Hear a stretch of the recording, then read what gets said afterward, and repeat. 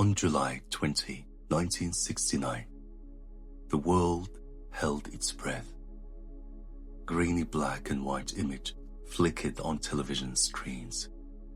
A man stepped down a ladder and spoke words that would echo through history. That's one small step for man, one giant leap for mankind. But almost immediately, a whisper began. What if it never happened? What if the greatest moment in human history was staged, filmed, and carefully sold to the world?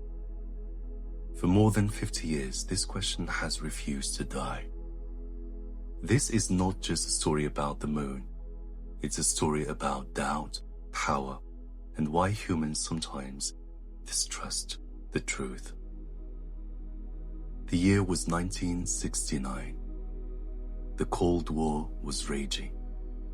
The United States and the Soviet Union were locked in a battle, not with weapons, but with prestige. Whoever conquered space would conquer the future. The pressure was unbearable. Billions of dollars spent, presidents watching, the entire world waiting. And that's when skeptics asked the first question: what if America couldn't afford to fail? What if losing the space race was unthinkable? What if faking it was easier? Conspiracy theories thrive on details. Skeptics point to the photos.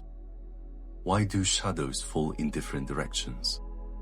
Why are there no stars in the sky? Why does the flag appear to wave? To someone already suspicious, these details feel damning.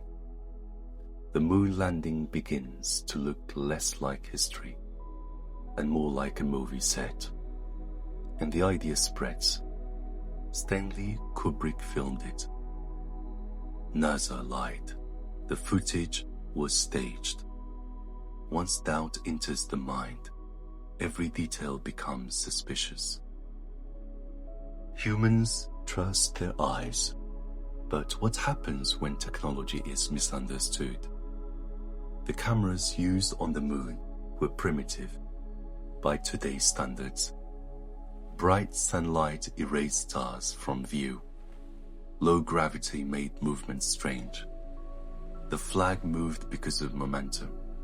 There is no air, but there is motion. Science had explanations, but explanations are quiet. Conspiracies are loud, and loud stories spread faster. Here is where the hoax theory begins to crack. Think about this. More than 400,000 people worked on the Apollo program. Scientists, engineers, astronauts, contractors. If it were fake, every one of them would have had to stay silent for more than half a century. No deathbed confession, no leaked document, no undeniable truth or proof. In human history, no secret that large has ever survived, not one.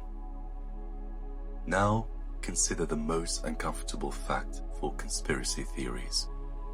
The Soviet Union, America's greatest rival, a nation that desperately wanted the US to fail. They tracked the Apollo missions. They listened to the signals. They watched the trajectory. And they never accused America of faking it. If there was a lie, the Soviets would have exposed it instantly. They didn't. Today, satellites orbiting the moon have photographed the Apollo landing site. You can see the descent stages, the paths astronauts walked, the equipment left behind. Even more powerful, scientists on Earth still bounce lasers of mirrors placed on the moon by Apollo astronauts. They are still there, still working, still silent witnesses. This is the real mystery. The Moon Landing Hoax is not about the moon. It's about trust. People trust government. They distrust power.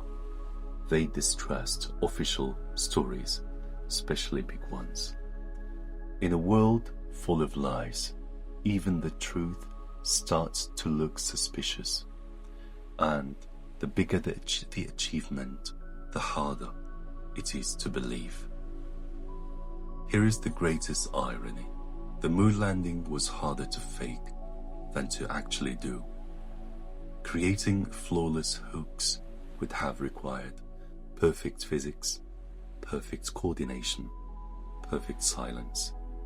In 1969, with computers weaker than a calculator, reality was simpler than the conspiracy. The moon landing happened, but the story of the hoax tells us something important. Humans do not just search for truth, they search for meaning. Sometimes doubt feels safer than belief. Sometimes suspicion feels smarter than trust.